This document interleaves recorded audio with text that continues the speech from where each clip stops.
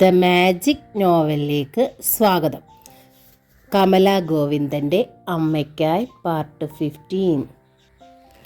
സൂര്യയെ പ്രസവിച്ചത് രാധികയല്ലേ? സൂര്യ സ്വന്തം മകനാണെന്ന് അവളെ കൊണ്ട് തന്നെ പറയിക്കുക. ആ ഷോക്കിൽ അസുഖക്കാരനായ എൻ്റെ മോൻ. അതോടെ രഘുനന്ദനൻ്റെ സങ്കടം തുടർന്നു. ഒരിക്കൽ എൻ്റെ കൂടെ അവൾ താമസിച്ചില്ലേ? സൂര്യയെ പ്രസവിച്ചില്ലേ? എല്ലാറ്റിൻ്റെയും പ്രതികാരം ഒറ്റയടിക്ക് ചെയ്യുക. എൻ്റെ ദൈവമേ, നമ്മളിപ്പോൾ എന്താ ചെയ്യുക? സൂര്യയെ അങ്ങനെ പെട്ടെന്ന് എങ്ങോട്ടെങ്കിലും മാറ്റാൻ പറ്റുമോ? രാജ്മോഹൻ തമ്പി അന്താളിച്ചു. മാറ്റിയേ പറ്റൂ അച്ഛാ. അല്ലെങ്കിലും കൃഷ്ണനുണ്ണിയെ നമ്മൾ ട്രീറ്റ്മെൻറ്റിനായി കൊണ്ടുപോകുമ്പോൾ അവനറിയും. തുമ്പിയുടെ അച്ഛൻ എന്ന നിലയിൽ അവൻ ഓടിപ്പാഞ്ഞെത്തും.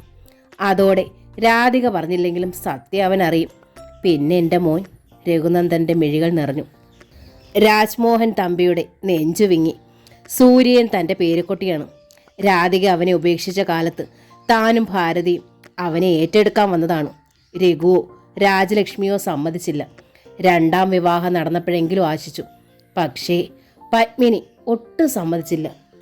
രഘുവിൻ്റെ തിരുവല്ലയിലെ സ്വത്തുകൾ വിറ്റപ്പോൾ അത് സുജിത്തിനും സുമിക്കും കൂടി അവകാശപ്പെട്ടതായിട്ട് പോലും കുഞ്ഞു സൂര്യയുടെ പേരിൽ ഫിക്സർ ഇട്ട് സ്നേഹത്തിൻ്റെ മുമ്പിൽ പത്മിനി തങ്ങളെ തോൽപ്പിച്ചു. 10ാം വയസ്സിൽ അവൻ അസുഖക്കാരനായി കിടന്നപ്പോൾ ഒന്നാന്തരം ഒരു ജോലി രാജിവെച്ചുകൊണ്ട് രണ്ടാമതും തോൽപ്പിച്ചു. സൂര്യയെ തങ്ങൾക്ക് എന്തെങ്കിലും തിരിച്ചു കിട്ടുമെന്നുള്ള ആശ അതോടെ തീർന്നു. രഘുവിൻ്റെ കൂടെ കല്ലിങ്കലേക്ക് വല്ലപ്പോഴും മാത്രം വരുന്നൊരു വിരുന്നുകാരൻ മാത്രമാണിന്നു തങ്ങൾക്ക് സൂര്യൻ. എന്നാലും അവൻ്റെ ജീവൻ ഒരു ആപത്തും സംഭവിക്കരുത്. അവനെ ഞങ്ങൾ കല്ലിങ്കലേക്ക് കൊണ്ടുപോകാൻ രഘു. കുറച്ചുനാൾ അവിടെ നിൽക്കട്ടെ, സുധീന്ദ്രൻ തമ്പി പറഞ്ഞു. പെട്ടെന്ന് കല്ലുങ്കലേക്ക് താമസം മാറ്റാൻ അവനോട് എന്ത് പറയും സുധിയേട്ടാ? എന്താ കാര്യമെന്ന് ചോദിച്ചാൽ അവനോട് നമ്മൾ എന്തു പറയും? രഘുനന്ദനൻ തുടർന്നു. മാത്രമല്ല, ഇനി കുറച്ചുനാൾ RLVയിലേക്ക് പോകാതെ ഇവിടെ തന്നെ ഇരുന്ന് കുറേയേറെ ചിത്രങ്ങൾ പൂർത്തിയാക്കാൻ പോകുന്നു എന്നാണ് അവൻ കഴിഞ്ഞ ദിവസം പറഞ്ഞത്. ഒരു ഇൻ്റർനാഷണൽ ചിത്ര പ്രദർശനം ഉടൻ തന്നെ കൊച്ചിയിൽ വരുന്നുണ്ടത്രേ. അതിനു വേണ്ടിയാണ്. അവൻ ഇവിടെ തന്നെ ഇരുന്നാൽ എല്ലാം പൊളിയും, സുധീന്ദ്രൻ തമ്പി പറഞ്ഞു. നമുക്ക് അവിടുത്തെ പ്രിൻസിപ്പലിനെ ഒന്ന് വിളിച്ചു നോക്കിയാലോ? രാജ്മോഹൻ തമ്പി പറഞ്ഞു. അതെന്തിന്? സുധീന്ദ്രൻ തമ്പിക്ക് മനസ്സിലായില്ല. എടാ, അവൻ ഇവിടെ ഇരുന്ന് ചെയ്യാൻ ഉദ്ദേശിക്കുന്ന വർക്ക് അവിടെ താമസിച്ച് ചെയ്യട്ടെ, രാജ്മോഹൻ തമ്പി പറഞ്ഞു. സൂര്യയുടെ അസുഖത്തെക്കുറിച്ച് നമ്മൾ അദ്ദേഹത്തോടും പറഞ്ഞിട്ടുള്ളതല്ലേ. ഇപ്പോൾ നമ്മൾ നേരിടുന്ന ഈ പ്രശ്നം കൂടി പറഞ്ഞാൽ അദ്ദേഹം അതിനുള്ള ഏർപ്പാടുണ്ടാക്കും. അതിനു വേണ്ടി എക്സ്ട്രാ ചെലവ് വല്ലതും വന്നാൽ നമ്മൾ എത്തിച്ചു കൊടുത്താൽ മതിയല്ലോ. ഒന്നും സൂര്യ അറിയുകയുമില്ല. അതൊരു നല്ല ഐഡിയ ആണല്ലോ. പെട്ടെന്ന് മുൻപിലൊരു നല്ല വഴി തുറന്നു കിട്ടിയ ഉത്സാഹത്തോടെ രഘുനന്ദനം പറഞ്ഞു. ചിത്രരചനയിൽ ഏർപ്പെട്ടാൽ പിന്നെ അവൻ ഊണും ഉറക്കവും പോലും മറക്കും. എങ്ങോട്ടും പോവുകയില്ല.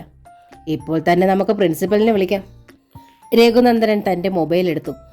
RLVയിലെ പ്രിൻസിപ്പൽ സുധാകരൻ നമ്പ്യാരുടെ നമ്പർ എടുത്തു. സൂര്യൻ്റെ പ്രത്യേക ടാലന്റ് വെച്ച് അദ്ദേഹവും രഘുനന്ദനനും നല്ല സുഹൃത്തുക്കളാണ്. രഘുനന്ദനൻ എല്ലാം വിശദീകരിച്ച് പറഞ്ഞു. മൊബൈൽ ഓഫ് ചെയ്യുമ്പോൾ വലിയൊരു പ്രശ്നത്തിന് പരിഹാരം കണ്ട ആശ്വാസമായിരുന്നു ആ മുഖത്ത്. അദ്ദേഹം എല്ലാ ഹെൽപ്പും വാഗ്ദാനം ചെയ്തിട്ടുണ്ട് സുധിയേട്ടാ. സൂര്യയോട് വിവരം പറഞ്ഞ് നേരത്തെ വിട്ടയക്കാമെന്ന്. നാളെ മുതൽ അവിടെ താമസം തുടങ്ങിക്കോട്ടെ എന്നാണ് അദ്ദേഹം പറഞ്ഞത്. ഈശ്വരോ രക്ഷതു. രാജ്മോഹൻ തമ്പി നെഞ്ചിൽ കൈവച്ച് മേൽപോട്ട് നോക്കി. ഈശ്വരൻ ഇങ്ങനെയൊക്കെയാണ് വേണ്ട സമയത്ത് നമുക്ക് മുമ്പിൽ പ്രത്യക്ഷപ്പെടാറ്. ശരിയാണ്, സുധീന്ദ്രൻ തമ്പിയും രഘുനന്ദനനും സമ്മതിച്ചു. അവർ ആശ്വാസത്തോടെ തങ്ങളുടെ കാറിലേക്ക് കയറി. കാറുകൾ ആരാമത്തിലേക്ക് നീങ്ങി. സ്നേഹാദരവോടെ പത്മിനി അവരെ സ്വീകരിച്ചു. രാജലക്ഷ്മി എത്തി. എന്തായി രഘുവേട്ട കാര്യങ്ങൾ? പത്മിനി ഉത്കണ്ഠയോടെ ചോദിച്ചു.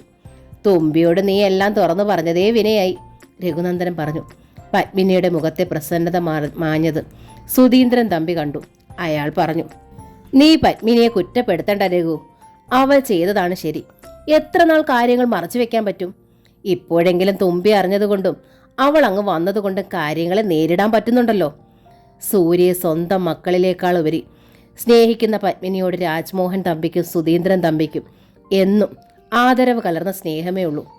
തുഷാര രാവിലെ വീട്ടിൽ വന്നത് മുതൽ നടന്ന എല്ലാ സംഭവങ്ങളും അവർ പത്മിനിയോടും രാജലക്ഷ്മിയോടും വിവരിച്ചു. ഒടുവിൽ സൂര്യയെ RLVയിലേക്ക് മാറ്റി താമസിപ്പിക്കുന്നത് വരെ. അതോടെ പത്മിനിയുടെ മുഖം മങ്ങി. ഞാൻ എത്ര നാൾ എൻ്റെ കുഞ്ഞിനെ പിരിഞ്ഞിരിക്കണം? അവനില്ലെങ്കിൽ ഈ വീടുറങ്ങും, പത്മിനി സങ്കടപ്പെട്ടു. ആ സങ്കടം എല്ലാവർക്കും ഉണ്ടായി. 4 മണിക്ക് മുമ്പേ സൂര്യ എത്തി. അമ്മാവനും മുത്തച്ഛനും എപ്പോൾ വന്നു? സൂര്യൻ ആഹ്ലാദത്തോടെ അവർക്കരികിലെത്തി. ഉച്ചയ്ക്ക് വന്നതാടാ മോനെ. നീ വന്ന് കണ്ടിട്ട് പോകാമെന്ന് കരുതി കാത്തിരുന്നതാ. ഇന്നിനി പോകണ്ട, ഞാൻ സമ്മതിക്കില്ല, സൂര്യൻ പറഞ്ഞു. ഇന്ന് നമുക്ക് ഇവിടെ കൂടാം. സുധീന്ദ്രൻ തമ്പി ചിരിച്ചു. നീ എന്താ ഇന്ന് നേരത്തെ? അവർക്കുള്ള ചായയുമായി വന്ന പത്മിനി ഒന്നും അറിയാത്ത മട്ടിൽ ചോദിച്ചു. എന്നാ പറയാനാമേ, സൂര്യൻ വിഷമത്തോടെ പറഞ്ഞു. ഞങ്ങളുടെ പ്രിൻസിപ്പൽ സാറ് എനിക്കിട്ട ഒരു വല്ലാത്ത കെണി വെച്ചിരിക്കാമേ. കെണിയോ? അതെന്താടാ? രഘുനന്ദനൻ ചോദിച്ചു. ഞാൻ പറഞ്ഞില്ലേ, കൊച്ചി വരുന്ന ഇന്റർനാഷണൽ ചിത്ര പ്രദർശനത്തിനെ കുറിച്ച്. കുറച്ച് സ്പെഷ്യൽ ഐറ്റങ്ങൾ ഇവിടെ നിന്ന് ചെയ്തോളാൻ അദ്ദേഹം സമ്മതിച്ചതുമാണ്. പക്ഷേ ഇന്ന് വിളിച്ചിട്ട് പറയാ അത് പറ്റില്ലെന്ന്. പറ്റില്ലേ? അതെന്താ? RLVയിൽ നിന്നും പ്രദർശിപ്പിക്കുന്ന മൊത്തം ചിത്രങ്ങളുടെ ചുമതല എനിക്കാണത്രേ. മാത്രമല്ല, വിദേശത്തു നിന്ന് കുറേ ചിത്രകാരന്മാർ വരുന്നുണ്ട്. അവർക്ക് നമ്മുടെ ചിത്രകലയെക്കുറിച്ച് ഡെമോൺസ്ട്രേഷൻ വേണമത്രേ. അതുകൊണ്ട് ഞാൻ രാവും പകലും അവിടെ തന്നെ ഉണ്ടാകണമെന്ന്. പോരെ? ശുണ്ടിയായിരുന്നു സൂര്യന്. എൻ്റെ കുഞ്ഞെ, രാജ്മോഹൻ തമ്പി വാത്സല്യത്തോടെ അവനെ അടുക്കി ചേർത്തു. ഇത്ര ചെറുപ്പത്തിൽ നിനക്ക് കിട്ടുന്ന വലിയ അംഗീകാരമല്ലേടാ ഇത്? മുത്തച്ഛന് ഇതിൽ പരം ഒരു അഭിമാനം വേറെ എന്താടാ? ഞങ്ങളും വരുന്നുണ്ട് നീ വരയ്ക്കുന്ന ചിത്രങ്ങൾ കാണാൻ, സുധീന്ദ്രൻ തമ്പി പറഞ്ഞു. ഇന്റർനാഷണൽ ചിത്ര പ്രദർശനമല്ലേ സൂര്യ? പത്മിനി പറഞ്ഞു. ഇതിലൂടെ എത്ര വലിയ നേട്ടമാ നിന്നെ കാത്തിരിക്കുന്നതെന്ന് അറിയാൻ പറ്റിയ കഴിഞ്ഞല്ലോ നമുക്ക്. ഒത്തിരി നേടാൻ വേണ്ടി ഇത്തിരിയെങ്കിലും കഷ്ടപ്പെടാണ്ട് പറ്റില്ല മോനെ. സൂര്യൻ്റെ മിഴികൾ തിളങ്ങി. എങ്കിലും പറഞ്ഞു, 2 മാസത്തേക്ക് ഇനി ഇങ്ങോട്ട് വരാൻ പറ്റില്ലമ്മേ. നിനക്ക് നിന്റെ അമ്മയെ കാണണം, അത്രയല്ലേ ഉള്ളൂ. രഘുനന്ദനൻ ചിരിച്ചു. ആഴ്ചയിലൊരിക്കൽ കുടുംബത്തോടെ ഞങ്ങളങ്ങ് വരുന്നു, പോരെ? സൂര്യൻ കീഴടങ്ങുന്നത് പോലെ മന്ദഹസിച്ചു. ആ മന്ദഹാസത്തിനപ്പുറത്ത് നീറ്റൽ പോലെ ഒരു മുഖം അവൻ്റെ നെഞ്ചിൽ നിറഞ്ഞു. തുഷാരയുടെ. അവളെ എങ്ങനെ കാണും? സന്ധ്യാവിളക്ക് കൊളുത്തുകയായിരുന്നു തുഷാര. വിളക്കിൻ്റെ ദീപപ്രഭയിൽ സ്വർണം പോലെ തിളങ്ങുന്ന അവളുടെ മുഖം ശ്രദ്ധിച്ചുകൊണ്ടാണ് സൂര്യൻ മുറ്റത്തേക്ക് വന്നത്. തുഷാര കണ്ടു അവനെ. അവൻ്റെ മിഴികളിൽ ആളുന്ന പ്രണയത്തെയും. നടുക്കത്തോടെ അവൾ അകത്തേക്ക് ഒറ്റ ഓട്ടം. അടുക്കളയിലായിരുന്നു രാധിക. അമ്മേ, സൂര്യേട്ടൻ വന്നിരിക്കുന്നു, അവൾക്ക് ഇതപ്പോടെ പറഞ്ഞു. എൻ്റെ ഈശ്വര, രാധികയെ നടുങ്ങി. എനിക്കിനി ആ മുഖത്തേക്ക് നോക്കാൻ പറ്റില്ലമ്മേ. വയ്യ, അമ്മ ചെല്ല്, എന്തേലും പറയും. തുഷാര തൻ്റെ മുറിക്കുള്ളിലേക്ക് കയറി വാതിലടച്ചു. ഉമത്തിക്കുള്ളിൽ എന്ന പോലെ അവളുടെ പാദം മുതൽ നെറുക വരെ നേറി. അമ്മേ, സൂര്യൻ ഉമ്മറത്ത് കയറിക്കൊണ്ട് വിളിച്ചു. രാധികയുടെ കരളിൽ തീയായി. ആ ശബ്ദം തറഞ്ഞു. അതിവേദനയോടെ അവൾ തിരിഞ്ഞത് നിന്നുപോയി. ഒരു കാബാലികന്റെ ചിരിയോടെ മുൻപിൽ നിൽക്കുന്ന കൃഷ്ണനുണ്ണി. നിന്റെ മകൻ വന്നിരിക്കുന്നു, അയാളുടെ ശബ്ദം അമർന്നു. അവൻ വരുന്നത് കാത്തിരിക്കുകയായിരുന്നടി ഈ കൃഷ്ണനുണ്ണി. രാധിക കൂടുതൽ ഭയന്നു. ചെല്ല്, അവൻ വിളിക്കുന്നത് കേട്ടില്ലേ? ചെന്ന് നീ തന്നെ പറയ്, അവൻ്റെ അമ്മ നീ തന്നെയാണെന്ന്. പെങ്ങളെക്കുറിച്ചിനി സ്വപ്നം കാണരുതെന്ന് കൃഷ്ണനുണ്ണി പറഞ്ഞു. ഉണ്ണിയേട്ടാ, അരുതേ. രാധിക കൈകൂപ്പി നിന്ന് കീണു. നീ പറയണം, നീ തന്നെ പറയണം. നിനക്കും നിന്റെ ആദ്യത്തെ കെട്ടിയോനും കൃഷ്ണനുണ്ണി വിധിക്കുന്ന ശിക്ഷ ഇതാണ്. പറയടി. അയാൾ അവളെ രൂക്ഷമായി നോക്കി. ഇല്ല, ഞാൻ പറയില്ല. രാധിക തേങ്ങി. നീ പറയില്ല അല്ലേ? നീ തന്നെ പറയും. പറയിക്കും ഞാൻ. കാണണോ? കൃഷ്ണനുണ്ണി സ്റ്റാൻഡിൽ നിന്നൊരു ചട്ടുകം എടുത്തു. കത്തുന്ന അടുപ്പിനുള്ളിലേക്ക് അത് പൂഴ്ത്തി വെച്ചു. പിന്നെ അതെടുത്ത് രാധികയുടെ വലത് കൈവെള്ളയിലേക്ക് അമർത്തി വെച്ചു. നീ പറയില്ല അല്ലേടി? രാധിക നിലവിളി ശബ്ദം പുറത്തു വരാതിരിക്കാനായി പല്ലും നാവും കൂട്ടിക്കടിച്ചു പിടിച്ചു. കയ്യിലെ നീറ്റലും പുകച്ചിലും കണ്ണിലേക്കും നെറുകയിലേക്കും കയറി. കണ്ണീരായി പുറത്തേക്ക് കുതിച്ചു. നീ ഇത് എവിടെ പോയതാടാ മോനെ ഈ സന്ധ്യാനേരത്ത്? പോർച്ചിലേക്ക് പാഞ്ഞു വന്നു നിന്ന ബൈക്കിൽ നിന്നും ധൃതിയിൽ സൂര്യൻ ഇറങ്ങുന്നത് കണ്ടപ്പോൾ ഹാളിലിരുന്ന രാജലക്ഷ്മി ചോദിച്ചു. അവർക്കരികിൽ രഘുനന്ദനും പത്മിനിയും. സൂര്യനെ നാളെ കൊണ്ടുപോകാനുള്ള ഡ്രസ്സുകൾ അയൺ ചെയ്യുകയും ബ്രീഫ് കേസുകളിലേക്ക് അടുക്കുകയും ഒക്കെയാണ് മൂവരും. സൂര്യൻ രാജലക്ഷ്മിയുടെ ചോദ്യത്തിന് മറുപടി പറയാതെ ഉള്ളിലേക്ക് കയറിയപ്പോൾ മൂവരും ശ്രദ്ധിച്ചു. വല്ലാത്ത പാരവശ്യത്തോടെ, അതിലേറെ അമ്പരപ്പോടെ അവൻ അവരെ കടന്ന് മുൻപോട്ട് നീങ്ങി. ഡൈനിങ് ടേബിളിനപ്പുറത്ത് ചെന്ന് ഫ്രിഡ്ജ് തുറന്ന് ഒരു കുപ്പി തണുത്ത വെള്ളമെടുത്തു. അവിടെ നിന്നുകൊണ്ട് തന്നെ അടപ്പ് തുറന്ന് മുക്കാലും ഒറ്റപ്പിടുത്തത്തിന് കുടിച്ചു. കുപ്പി തിരികെ വെച്ചിട്ട് നെഞ്ചിൽ ശക്തമായി കൈ അമർത്തിക്കൊണ്ടവൻ തിരികെ വന്നു. അവർക്കരികിൽ സെറ്റിയിലേക്ക് തളർന്നിട്ടെന്നോണം വീണു. സൂര്യേ, എന്തു പറ്റിയടാ നിനക്ക്? നീ വല്ലാതെ ഭയന്നിട്ടുണ്ടല്ലോ. രഘുനന്ദനൻ അവൻ്റെ അടുത്തേക്ക് ചെന്നു കൈയിന്മേൽ പിടിച്ചു. ഞാൻ ഇന്നൊരു കാഴ്ച കണ്ടച്ചാ. കിതപ്പകറ്റാൻ പാടുവിട്ട് ഒരു കവിൾ ഉമിനീരിറക്കിയിട്ട് സൂര്യൻ പറഞ്ഞു. എന്ത് കാഴ്ചയാടാ നീ കണ്ടത്? പത്മിനി അന്താളിച്ചു. ഞാൻ തുമ്പിയുടെ വീട്ടിൽ പോയതാണമ്മേ. എൻ്റെ ഈശ്വരാ. പത്മിനി നടുക്കത്തോടെ രഘുനന്ദനെ നോക്കി. സൂര്യൻ സത്യമങ്ങാനോ അറിഞ്ഞോ? എന്തിനാ നീ ഈ സന്ധ്യയ്ക്ക് എവിടെ പോയത്? രഘുനന്ദനൻ ഭീതി മറയ്ക്കാൻ ശ്രമിച്ച് ചോദിച്ചു. ഞാൻ കുറച്ച് നാളത്തേക്ക് ഇവിടെ ഇല്ലല്ലോ. തുമ്പിയോടും അമ്മയോടും സാറിനോടും ഒക്കെ ഒന്ന് യാത്ര പറയാമെന്ന് കരുതി. എന്നിട്ട്? പത്മിനിക്ക് ശ്വാസം പിടിച്ചിട്ട് നിൽക്കുന്നില്ല. വേദന പിഞ്ഞുന്ന ഭാവത്തോടെ സൂര്യൻ ഒരു ദൃക്സാക്ഷി വിവരണം പോലെ മെല്ലെ മെല്ലെ അക്ഷരങ്ങളും വാക്കുകളും പെറുക്കിക്കൂട്ടി. സന്ധ്യാവിളക്ക് കൊളുത്തുമായിരുന്നു തുമ്പി. പക്ഷെ എന്നെ കണ്ടതും എന്തോ അത്യാഹിതം സംഭവിച്ചതുപോലെ അവൾ അകത്തേക്ക് ഒറ്റ ഓട്ടം. പിന്നെ അവൾ പുറത്തേക്ക് വന്നില്ല. സമയം സന്ധ്യ ആയതുകൊണ്ടായിരിക്കുമെന്ന് കരുതി ഞാൻ അമ്മയെ വിളിച്ചു. എന്നിട്ട്? രാജലക്ഷ്മിയും രഘുനന്ദനനും പത്മിനിയും ഒരുമിച്ച് ചോദിച്ചു. അമ്മയോ സാറോ ആരും പുറത്തേക്ക് വന്നില്ല. ഇതെന്ത് പറ്റിയെന്ന് അന്താളിച്ച് ഞാൻ നിൽക്കുമ്പോൾ അടുക്കള ഭാഗത്തൊരനക്കം കേട്ടു. ഞാൻ അങ്ങോട്ട് നീങ്ങിയിട്ട് ജനാല വഴി നോക്കി. പൊള്ളിപ്പിടയുന്നത് പോലെ കണ്ണുകൾ രണ്ടും ഒന്നിറുകെ അടച്ചു തുറന്നിട്ട് സൂര്യൻ വിശദീകരിച്ചു. അടുപ്പിൽ നിന്ന് തീക്കനലിൻ്റെ നിറമുള്ളൊരു ചട്ടുകം ആ സാർ വലിച്ചെടുക്കുന്നു. അത് തുമ്പിയുടെ അമ്മയുടെ വലത് കൈപ്പത്തിയിലേക്ക് വെക്കുന്നു. എൻ്റെ ദൈവമേ, എന്താടാ മോനെ നീ പറയുന്നത്? പത്മിനി നെഞ്ചിൽ കൈവച്ചു പോയി. സത്യാമേ, ഞാൻ കണ്ടതാ, സൂര്യൻ പറഞ്ഞു. ആ അമ്മ പൊള്ളിപ്പിടഞ്ഞതല്ലാതെ നിലവിളിച്ചില്ല. ഒരു ശബ്ദവുമില്ല. എനിക്ക് തല കറങ്ങുന്നത് പോലെ തോന്നി. എങ്ങനെയാണ് ഇവിടെ എത്തിയതെന്നും അറിയില്ല. പെറ്റ തള്ളയുടെ കൈന്മേലാണ് തീ വെച്ചത്. എത്രയായാലും കണ്ടു നിൽക്കുന്ന മകൻ്റെ നെഞ്ച് സത്യം അറിഞ്ഞില്ലെങ്കിലും പൊള്ളാതിരിക്കുമോ? അതാണല്ലോ രക്തബന്ധത്തിൻ്റെ മഹത്വം. രഘുനന്ദനൻ അലിവോടെ മകനെ തലോടി. നിനക്ക് പ്രോബ്ലം ഒന്നുമില്ലല്ലോ? ഡോക്ടറെ കാണുകയോ മറ്റോ?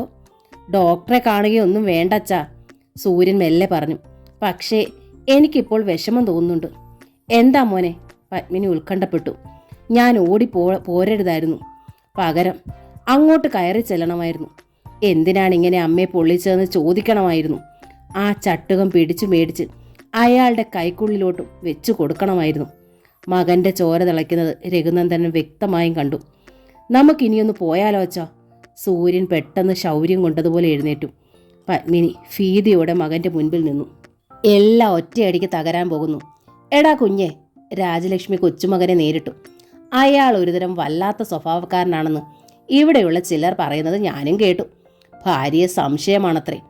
ഭാര്യയെ മാത്രമല്ല, അയാൾക്ക് തുമ്പിയെ സംശയമാണ്, സൂര്യൻ പറഞ്ഞു.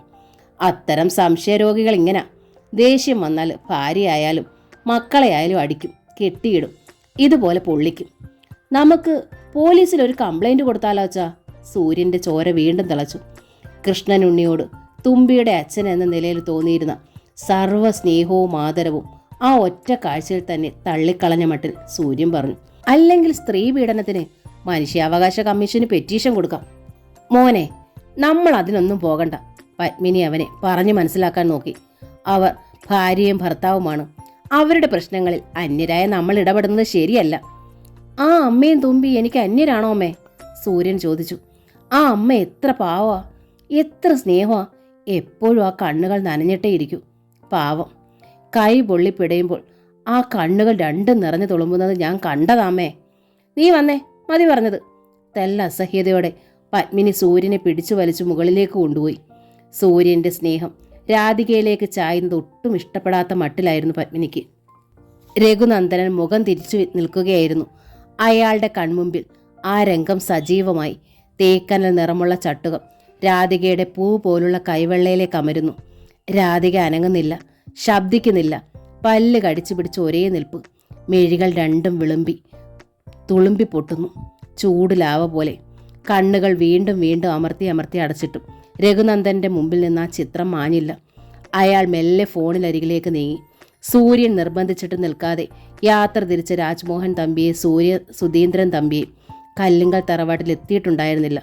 രഘുനന്ദനൻ കുത്തിയത് സുധീന്ദ്രൻ തമ്പിയുടെ മൊബൈൽ നമ്പറിലേക്കാണ്. രാത്രി ഏറെ വൈകി.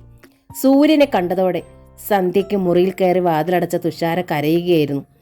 അമർത്തി ഈ സമയം വരെ തൻ്റെ മുഖം തന്നെ കാണാതെ പെയിൻറ് ചെയ്ത് അതുമായി സൂര്യനെ കണ്ട ആദ്യ ദിവസം സ്വന്തം മുറിയിൽ വെച്ച് ഒരർച്ചന എന്ന് പറഞ്ഞ് ചുംബിച്ചത്. പിന്നെ സ്നേഹത്തിൻ്റെ അതിതീക്ഷ്ണത പ്രകടിപ്പിക്കുന്ന ഓരോ നോക്ക്, വാക്ക്, ഒരുമിച്ച് നെയ്തുകൂട്ടിയ സ്വപ്നങ്ങൾ, പ്രതീക്ഷകൾ ഒക്കെ സ്വന്തം സഹോദരനുമായിട്ടായിരുന്നു. ആ തിരിച്ചറിവ് അവളെ പാറക്കല്ലിലടിച്ച പൂച്ചെണ്ട് പോലെ തകർത്ത് കളഞ്ഞു. സ്വന്തം രക്തത്തെ ആഗ്രഹിച്ചു പോയ മനസ്സിൻ്റെ പാപക്കറ എത്രയും കണ്ണീരിൽ കഴുകുകയായിരുന്നു അവൾ. അതുകൊണ്ട് സമയം കടന്നുപോയത് അറിഞ്ഞില്ല. രാവേറെ ചെന്നു എന്ന് തുഷാര അറിഞ്ഞു. സൂര്യേട്ടൻ എപ്പോൾ പോയി? അമ്മ എന്തു പറഞ്ഞു വിട്ടു? വീട്ടിൽ അച്ഛൻ്റെയോ അമ്മയുടെയോ ശബ്ദമില്ല. തുഷാര വേഗം കണ്ണുകളും മുഖവും തുടച്ച് വാതിൽ തുറന്നു. ഒരു മരണവീടിൻ്റെ നിശബ്ദത, ഒരിക്കലും പതിവില്ലാത്തതുപോലെ തന്നെ. മുൻ വാതിൽ പോലും തുറന്നു കിടക്കുന്നു. അച്ഛൻ എവിടെ? എങ്ങുമില്ല. അമ്മ തുഷാര ശക്തമായൊരു നടുക്കത്തോടെ കണ്ടു. അടുക്കളയുടെ ഭിത്തിയിൽ ചാരി തറയിൽ കുത്തിയിരിക്കുന്നു. വലത് കൈപ്പടം. അമ്മേ! തുഷാര ആന്തലോടെ ആ കൈ പിടിച്ചെടുത്തു. ഉള്ളം കൈയാകെ കത്തിക്കരിഞ്ഞു. രാധിക നീറ്റൽ കൊണ്ട് പൊളഞ്ഞു. തുഷാര കണ്ടു കെട്ടുകിടക്കുന്ന അടുപ്പ്, അടുപ്പിനരികിൽ കിടന്നിരുന്ന ചട്ടുകം. അച്ഛൻ ഇതെന്താ അമ്മേ ചെയ്തത്? രാധിക ശബ്ദിച്ചില്ല. അച്ഛൻ എന്നിട്ട് എങ്ങോട്ട് പോയി? അതിനും മറുപടിയില്ല. തുഷാര പരിഭ്രാന്തിയോടെ ചുറ്റും നോക്കി. തൻ്റെ വിരൽ തൊമ്പൊന്ന് പൊള്ളിയാൻ അമ്മ തേൻ പുരട്ടാറുണ്ട്. തുഷാര അത് ഓർത്തു. അവൾ ധൃതിയിൽ തപ്പി തേൻ കണ്ടെത്തി. കുറേ പഞ്ഞിയെടുത്തു. കൈ നീട്ടമ്മേ, ആർദ്രയായി അവൾ പറഞ്ഞു. എന്നിട്ട് തേൻ പഞ്ഞിയിൽ മുക്കിയെടുത്തു. അമ്മയുടെ കൈവെള്ളയിൽ പൊള്ളലിലേക്ക് മെല്ലെ ആ തേൻ പുരട്ടി, ഒട്ടും നോവിക്കാതെ. തുഷാരയുടെ നെഞ്ചിൽ കെട്ടിയ വേദന മിഴിനീരായി ഒഴുകിയിറങ്ങുന്നുണ്ടായിരുന്നു. തേൻ പുരട്ടിയിട്ട് അവൾ തൻ്റെ മിഴികൾ തുടച്ചിട്ട് അമ്മയുടെ മുഖം ഇരു കൈകളിലും പിടിച്ചെടുത്തു. എൻ്റെ അമ്മേ! തുഷാര അമ്മയെ പൊതിഞ്ഞ് ചേർത്ത് പിടിച്ച് അരികിലിരുന്നു. പരസ്പരം അലിഞ്ഞു ചേരുന്ന വേദന പുറ്റുകളായി. വെളുപ്പിന് 4 മണി. തുഷാരയും രാധികയും അടുക്കളത്തറയിൽ അതേപടി തന്നെ ഇരുന്നു. രണ്ടാളും മയങ്ങിപ്പോയതറിഞ്ഞില്ല. ആരോ അടുക്കളയിലുണ്ട് എന്ന് ശക്തമായി തോന്നിയപ്പോൾ രാധിക കണ്ണു തുറന്നു. തോന്നൽ സത്യമായിരുന്നു. മുൻപിൽ രാജ്മോഹൻ തമ്പി, സുധീന്ദ്രൻ തമ്പി. അച്ഛാ, ഏട്ടാ! രാധിക പിടഞ്ഞെഴുന്നേറ്റു. ഞെട്ടി ഉണർന്നു തുഷാരയും. എൻ്റെ കുഞ്ഞേ! വിറയാർന്ന സ്വരത്തിൽ രാജ്മോഹൻ തമ്പി മകളെ വിളിച്ചു. അദ്ദേഹം അവളുടെ വലത് കൈപ്പടം പിടിച്ചു നോക്കി. ഈ കാഴ്ച കാണാൻ മാത്രം എന്തു മഹാപാപമാ മോളെ ഈ അച്ഛൻ ചെയ്തിട്ടുള്ളത്? അച്ഛാ! അത്രയും സമയം അടക്കി പിടിച്ച സങ്കടക്കടലിൻ്റെ അണക്കെട്ട് പൊട്ടിയതുപോലെ രാധിക ആർത്തു കരഞ്ഞു. കയ്യിലെ പൊള്ളലും വേദനയും മറന്ന് അവൾ രാജ്മോഹൻ തമ്പിയെ കെട്ടിപ്പിടിച്ചു. കരഞ്ഞത് മതി, തമ്പി കർക്കശ സ്വരത്തിൽ പറഞ്ഞു. രണ്ടാളും വേഗം ഇറങ്ങ്. ഇറങ്ങാനോ? എങ്ങോട്ട്? രാധിക ഞെട്ടി. എങ്ങോട്ടാണെന്ന് വഴിയേ പറയാം, ആദ്യം നിങ്ങൾ ഇറങ്ങ്. സുധീന്ദ്രൻ തമ്പി തുഷാരെ ചേർത്ത് പിടിച്ചുകൊണ്ട് പറഞ്ഞു. സുധിയേട്ടാ, പക്ഷി ഉണ്ണിയേട്ടൻ. രാധിക വിക്കി. എങ്ങോട്ടോ പോയി, ഇതുവരെ കണ്ടില്ല. അവനെ തപ്പി വിഷമിക്കണ്ട, മുറിയിലുണ്ട്. മുറിയിലോ? രാധിക വേപതുവോടെ പാഞ്ഞു. ഹാളിലൂടെ ധൃതിയിൽ നീങ്ങിയ അവൾ തങ്ങളുടെ ബെഡ്റൂമിലെത്തി. രക്തം കട്ട പിടിച്ചതുപോലെ അവൾ വാതുക്കൽ നിന്നു. ബെഡിൽ നീണ്ടു നിവർന്ന് കിടക്കുകയാണ് കൃഷ്ണനുണ്ണി. ശബ്ദിക്കാൻ പറ്റാത്ത വിധം വായ്ക്കുള്ളിൽ തിരികെ തുണി. ബെഡിൽ കിടക്കുന്ന കിടപ്പിൽ ബെഡ് കൂട്ടി വരിഞ്ഞു കെട്ടിയിരിക്കുന്നു കൃഷ്ണനുണ്ണിയെ. രാധികയിൽ തന്നെ തറഞ്ഞു നോക്കി നിൽക്കുന്ന കൃഷ്ണനുണ്ണിയുടെ മിഴികൾ. അയ്യോ, എൻ്റെ ഉണ്ണിയേട്ടാ, എന്താണിത്? രാധിക തൻ്റെ സർവ്വ സങ്കടങ്ങളും സർവ്വവേദനയും മറന്ന ആ ബെഡിനരികിലേക്ക് നീങ്ങി. പൊള്ളലില്ലാത്ത ഇടത് കരം കൊണ്ട് ആ കെട്ടുകൾ അഴിക്കാനായിരുന്നു അവളുടെ ശ്രമം. രാധേ! സുധീന്ദ്രൻ അവളെ ശക്തമായി പിന്നോക്കം തള്ളി മാറ്റി. ആ കെട്ടഴിക്കണ്ട. സുധിയേട്ടാ, എന്തിനാ ഉണ്ണിയേട്ടൻ ഇങ്ങനെ കെട്ടിയിട്ടിരിക്കുന്നേ? അഴിച്ചുവിട്. രാധിക ആന്തലോടെ പറഞ്ഞു. അഴിച്ചുവിടാം, തൽക്കാലം ഇങ്ങനെ കിടക്കട്ടെ. ആ ഉറച്ച ശബ്ദം രാജ്മോഹൻ തമ്പിയുടേതായിരുന്നു. നിങ്ങൾ വാ. ഇല്ല, ഞാൻ വരില്ല. ഉണ്ണിയേട്ടനെ ഇങ്ങനെ വിട്ടിട്ട് ഞാൻ എങ്ങോട്ടും വരില്ല. രാധികയുടെ ശബ്ദം ഉറച്ചു. അവൾ പിന്നോക്കം മാറി. സുധി! ആജ്ഞ പോലെ രാജ്മോഹൻ തമ്പിയുടെ ശബ്ദം ഉയർന്നു. അതിൻ്റെ അർത്ഥം മനസ്സിലാക്കിയ സുധീന്ദ്രൻ തമ്പി പുറത്തേക്ക് നോക്കി ഒന്ന് കണ്ണുകാട്ടി. വരാന്തയിലേക്ക് മാറി നിന്നിരുന്ന 2 പേർ ഉള്ളിലേക്ക് കയറി. ആരോഗ്യ ദൃഢഗാത്രരായ 2 പേർ. രാഘവ, കണ്ണപ്പ, പിടിക്കടാ! സുധീന്ദ്രൻ ആജ്ഞ കൊടുത്തു. രാഘവനും കണ്ണപ്പനും കൂടി രാധികയും തുഷാരയും പിടികൂടി. സുധീന്ദ്രൻ തമ്പിയും രാജ്മോഹൻ തമ്പി അവരെ സഹായിച്ചു. കെട്ടിനുള്ളിൽ കിടന്ന് കൃഷ്ണനുണ്ണി ആ കാഴ്ച കണ്ടു. തൻ്റെ ഭാര്യയെയും മകളെയും അന്യരായ 2 പുരുഷന്മാർ പിടിക്കുന്നു. അയാൾ തലയും കയ്യും കാലും വലിച്ചെടുക്കാനും ഒരലർച്ചയോടെ അവർക്കിടയിലേക്ക് എടുത്തു ചാടാനും ശ്രമിച്ചു. പക്ഷേ ചെറുതായിപ്പോലും അയാളുടെ ഒരംഗവും ചലിച്ചതേയില്ല. അത്രയ്ക്കും ബലത്തിലായിരുന്നു കെട്ട്. കൃഷ്ണനുണ്ണിയുടെ പിടപ്പറഞ്ഞതായി ഭാവിക്കാതെ രാജ്മോഹൻ തമ്പി വീടടച്ചുപൂട്ടി. അപ്പോഴേക്കും രാധികയുടെയും തുഷാരയുടെയും ബോധം മറഞ്ഞു കഴിഞ്ഞിരുന്നു. കൃഷ്ണനുണ്ണിയുടെ അരികിൽ നിന്ന് ബലമായി കൊണ്ടുപോകുമ്പോൾ ബഹളം വെച്ച് നാട്ടുകാരെ കൂട്ടിയാലോ എന്ന് ഭയന്നു സുധീന്ദ്രൻ തമ്പി കയ്യിൽ കരുതിയതാണ് ഇത്തിരി ക്ലോറോഫോം. ചെറുതായി അത് മണപ്പിച്ചതോടെ രാധികയും തുഷാരയും മയങ്ങി വീണു. പുലർച്ചെ കനം തൂങ്ങിയ കൺപോളകൾ രാധിക മെല്ലെ വിടർത്തി കണ്ണു മെഴിച്ചു. ആദ്യം അവളൊന്ന് അമ്പരന്നു. താനിതെവിടെയാണ്? ഒന്നുകൂടി ഇമചിമ്മി നോക്കി. ബാല്യത്തിൻ്റെ, കൗമാരത്തിൻ്റെ, യൗവനത്തിൻ്റെ ഒരുപാട് ഓർമ്മകൾ ഇവിടെ എവിടെയോ നിറഞ്ഞു നിൽക്കുന്നു. രാധി, പെണ്ണേ, എണീറ്റ് വാടി, നേരെ ഉച്ചയായി. അമ്മയുടെ ശാസനയുടെ സ്നേഹസ്വരം. ഈശ്വര, ഇത് കല്ലുങ്കൽ തറവാടാണ്. തൻ്റെ വീടാണ്, തൻ്റെ മുറിയാണ്. ഒരുപാട് വർഷങ്ങൾക്ക് ശേഷം സ്വന്തം മുറിയിൽ താൻ ഉറക്കമുണർന്നിരിക്കുന്നു. അരികിൽ ശാന്തമായി കിടന്നുറങ്ങുന്നു തുമ്പി. ഉണ്ണിയേട്ടൻ? പെട്ടെന്ന് അവൾ മുഖം തിരിച്ചു നോക്കി. ഉണ്ണിയേട്ടൻ എവിടെ? ഈശ്വര, ഉണ്ണിയേട്ടൻ കട്ടിലിൽ വരിഞ്ഞു കിടപ്പെന്നുള്ള കിടപ്പ്. രക്ഷിക്കുകയെന്ന് യാചിക്കുന്ന നോട്ടം. ഉണ്ണിയേട്ടൻ കടപ്പാട്ടൂരെ വീട്ടിലാണ്. രാധിക വേഗം എഴുന്നേറ്റു. അച്ഛൻ എവിടെ? സുധിയേട്ടൻ എവിടെ? ഹാളിലേക്ക് വരുമ്പോൾ കണ്ടു. ഇരുവരും ഹാളിലുണ്ട്. കൂടെ രഘുനന്ദനുമുണ്ട്. ഡോക്ടർ ജോസഫ് ഐസക്കിനോട് ഫോണിൽ സംസാരിക്കുകയാണ് രഘുനന്ദനൻ. യെസ് ഡോക്ടർ, ഇന്നലെ ഞാൻ എല്ലാ വിവരവും പറഞ്ഞില്ലേ? ബട്ട് സന്ധ്യയ്ക്ക് അയാൾ വീണ്ടും വയലൻ്റായി. വൈഫിനെ ആക്രമിച്ചു. അതുകൊണ്ട് അയാളെ പിടിച്ചു ഇടേണ്ടി വന്നു. ഓക്കെ ഡോക്ടർ, ഞങ്ങൾക്ക് തന്ന അപ്പോയിൻമെൻറ്റ് അടുത്ത ആഴ്ചയാണ്. ബട്ട് ഡോക്ടർ, കാര്യത്തിൻ്റെ ഗൗരവം പറഞ്ഞല്ലോ. ഡോക്ടർ സഹകരിക്കണം. എങ്ങനെയും ഞങ്ങൾക്ക് ഇത്തിരി ടൈം തരണം. കൂടുതൽ സമയം അയാളെ ഞങ്ങൾക്കങ്ങനെ കെട്ടിയപടി ഇട്ടേക്കാനാവില്ല. രഘുനന്ദനൻ വിവരിക്കുന്നു. ഞങ്ങൾ അയാളെയും കൂട്ടി അങ്ങോട്ട് വരാം. I see. ഡോക്ടർ അല്പം കഴിഞ്ഞാണ് മറുപടി പറഞ്ഞത്. ശരി, നിങ്ങൾ വന്നോളൂ. ഇന്ന് ഉച്ചയ്ക്ക് 2 മണിക്ക്. ഡോക്ടർ സമ്മതിച്ചു. ബട്ട് നിങ്ങൾ കൂടെ കൊണ്ടുവരേണ്ടത് കൃഷ്ണനുണ്ണിയല്ല. പിന്നെ? രഘുനന്ദൻ നമ്പരുന്നു. അയാളുടെ വൈഫിനെ. ഡോക്ടർ, അയാളെ കെട്ടിയിട്ടിരിക്കുകയാണെന്ന് പറഞ്ഞല്ലോ. അപ്പോൾ പിന്നെ വൈഫിനെ? I know man, doctor Joseph Isaac പറഞ്ഞു. But I want to see and talk to his wife first time. അതിനുശേഷം മാത്രം നിങ്ങൾ പേഷ്യൻറ്റിനെ കൊണ്ടുവന്നാൽ മതി. ഓക്കെ? കർക്കശ സ്വരം. ഡോക്ടർ ഫോൺ വെച്ചു. രഘുനന്ദനൻ അമ്പരന്ന് രാധികയുടെ മുഖത്തേക്ക് നോക്കി. ആ ഡോക്ടർക്ക് എന്താ രഘു ഇങ്ങനെ ഒരു വാശി? കാര്യങ്ങൾ കേട്ട് കഴിഞ്ഞപ്പോൾ രാജ്മോഹൻ തമ്പി ചോദിച്ചു. രോഗിയെ കൊണ്ടല്ലണ്ട, രോഗിയുടെ ഭാര്യയെ കണ്ടാൽ മതി എന്ന്. ഭാര്യയെ കണ്ട് ചികിത്സിച്ചാൽ മതിയെന്നാണോ? ഇത് വാശിയൊന്നും അല്ലച്ചാ, സുധീന്ദ്രൻ തമ്പി പറഞ്ഞു. അവൻ്റെ കൂടെ കിടന്ന് നരകത്തിയിൽ വേവുന്നത് ഇവളല്ലേ. ഇവളുടെ ഈ കോലം കണ്ടാൽ പോരെ അവൻ്റെ രോഗം എത്ര മൂർച്ഛിച്ചു എന്നറിയാൻ. എല്ലാം കേട്ട് മുറിക്കുള്ളിൽ ഭിത്തി ചാരി ഒരേ നിലയിൽ നിൽക്കുകയാണ് രാധിക, മരവിച്ചതുപോലെ. അവളുടെ ആ നിൽപ്പ് ഒന്ന് ശ്രദ്ധിച്ചിട്ട് രഘുനന്ദനൻ പറഞ്ഞു. ഡോക്ടർ ജോസഫ് ഐസക് അങ്ങനെ വെറുതെ ഒന്നും പറയുന്ന കൂട്ടത്തിലല്ല. അദ്ദേഹം മെഡിക്കൽ കോളേജിലെ ക്ലിനിക്കൽ സൈക്കോളജിസ്റ്റ് മാത്രമല്ല, Indian national human rights citizen കമ്മീഷൻ്റെ കാലിഫോർണിയ അഡ്വർടൈസർ കൂടിയാണ്. ഒരു ദിവസത്തിന് 24 മണിക്കൂർ പോരാത്തത്ര തിരക്കുണ്ട്. ഏറ്റവും കുറഞ്ഞത് 2 ആഴ്ചയെങ്കിലും മുൻപ് പറയാതെ ഒരു അപ്പോയിൻമെൻറ്റ് പോലും കിട്ടില്ലാത്തതാണ്. രഘുനന്ദനൻ തുടർന്നു. കൃഷ്ണനുണ്ണിക്ക് പിടിപെട്ടിരിക്കുന്നത് അധികം ആർക്കും വരാത്ത അസാധാരണമായ രോഗമാണ്. അതിൻ്റെ വൈകൃതങ്ങളും അപകട നിലയും ശരിക്കും അറിയാവുന്നതുകൊണ്ട് നമുക്ക് വേണ്ടി സ്പെഷ്യൽ ടൈമാണ് ഇന്ന് തന്നിരിക്കുന്നത്. എന്ത് വന്നാലും ഇന്ന് രാധിക അദ്ദേഹത്തെ പോയി കണ്ടേ പറ്റൂ. ഞാൻ പോകാം. രാധിക ഒരടി മുൻപോട്ട് വെച്ചു. സങ്കടം കൊണ്ട് വിങ്ങുകയായിരുന്നു അവൾ. എങ്ങോട്ട് വേണമെങ്കിലും വരാം, ആരെ വേണമെങ്കിലും കാണാം. പക്ഷേ അതിനു മുമ്പ് എനിക്ക് കടപ്പാട്ടൂരെത്തണം, ഉണ്ണിയേട്ടനെ കാണണം. എന്തിന്? സുധീന്ദ്രൻ തമ്പിയുടെ ശബ്ദം കനത്തു.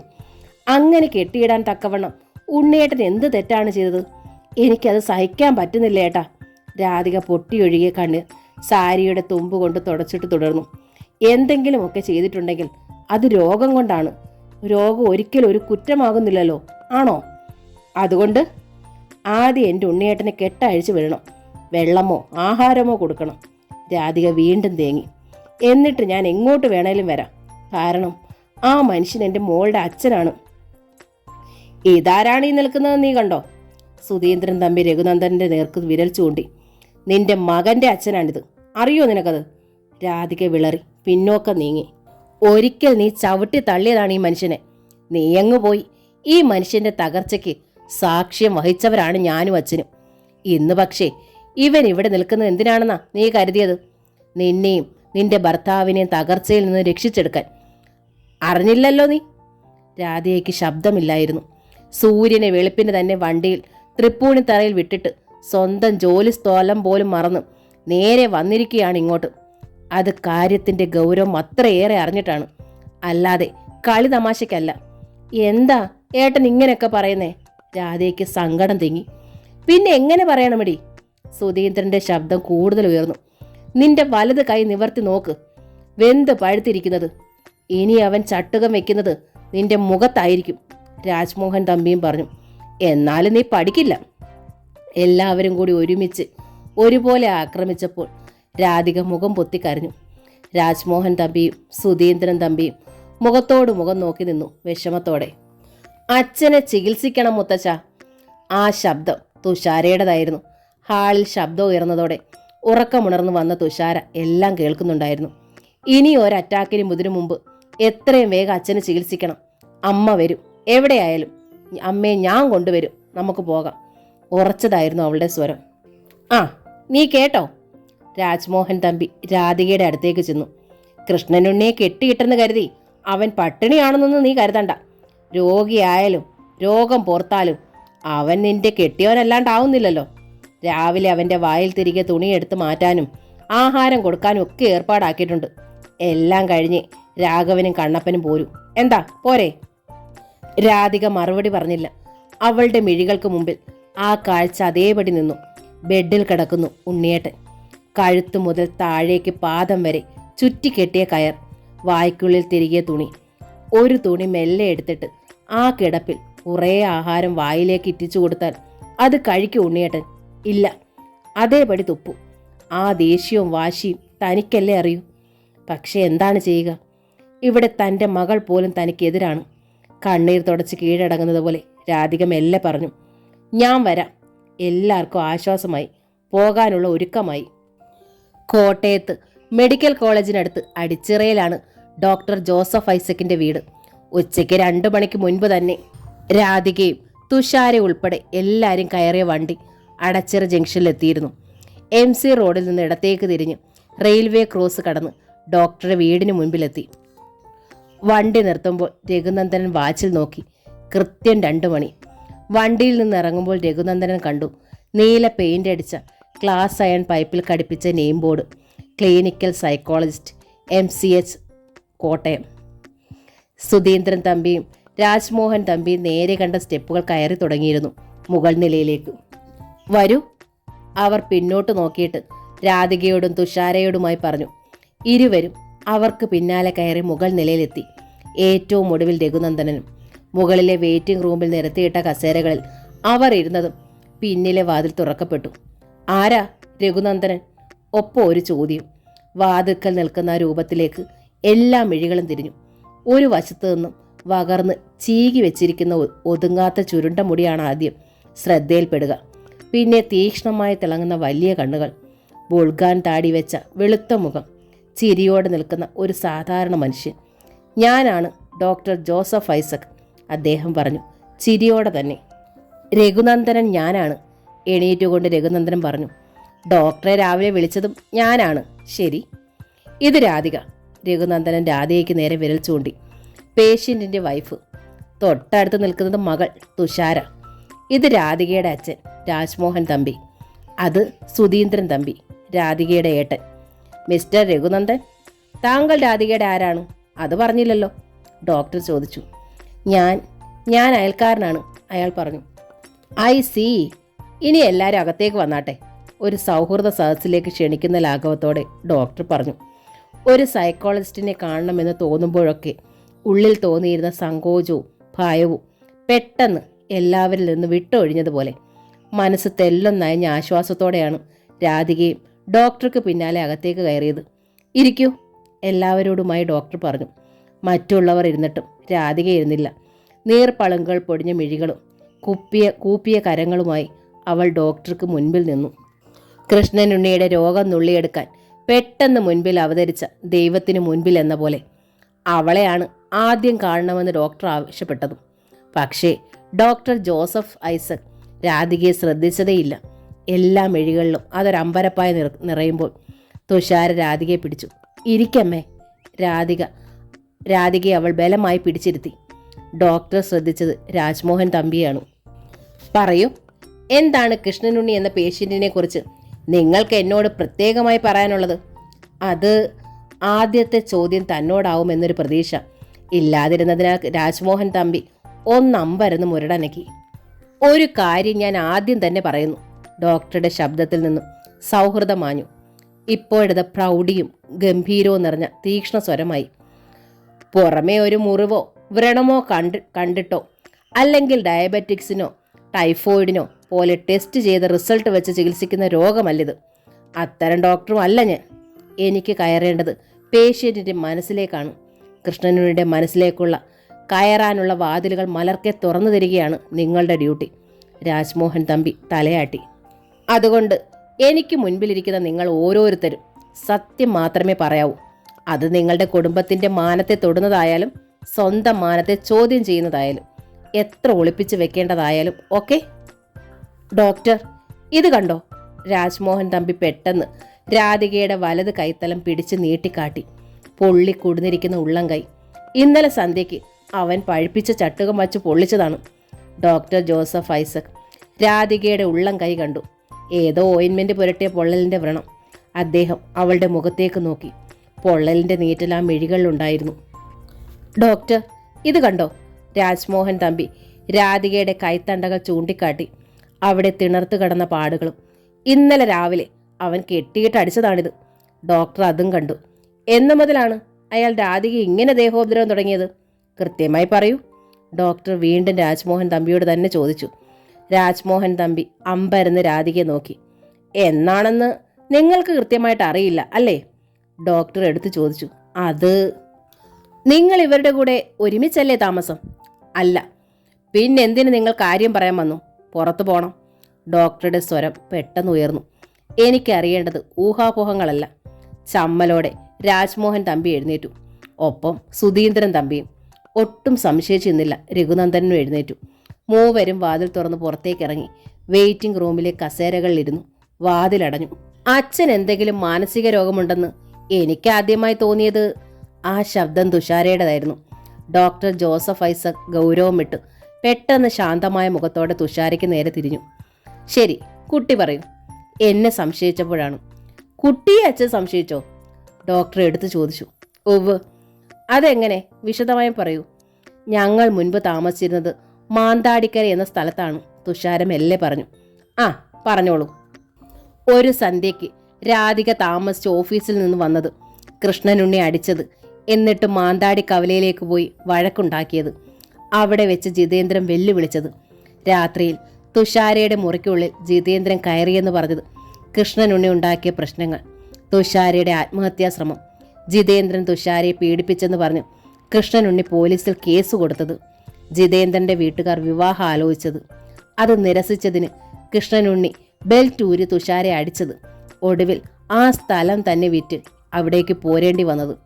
ഒന്നും ഒളിച്ചു വെക്കാതെ തുഷാര എല്ലാം വിശദീകരിച്ചു പറഞ്ഞു. അവളുടെ മുഖത്തേക്ക് തന്നെ മിഴികൾ നട്ടിരുന്നു ഡോക്ടർ. അത് അത്രയും സശ്രദ്ധ കേട്ടു. എന്നിട്ട് ചോദിച്ചു, ഇത്രയും സംഭവങ്ങൾ കഴിഞ്ഞപ്പോൾ തനിക്ക് അച്ഛനെക്കുറിച്ച് എന്തു തോന്നി? അച്ഛൻ എന്തെങ്കിലും കുഴപ്പമുണ്ടോയെന്ന് ഞാൻ അമ്മയോട് ചോദിച്ചു. തുഷാര പറഞ്ഞു. എന്നിട്ട് അമ്മ എന്തു പറഞ്ഞു? കരഞ്ഞു.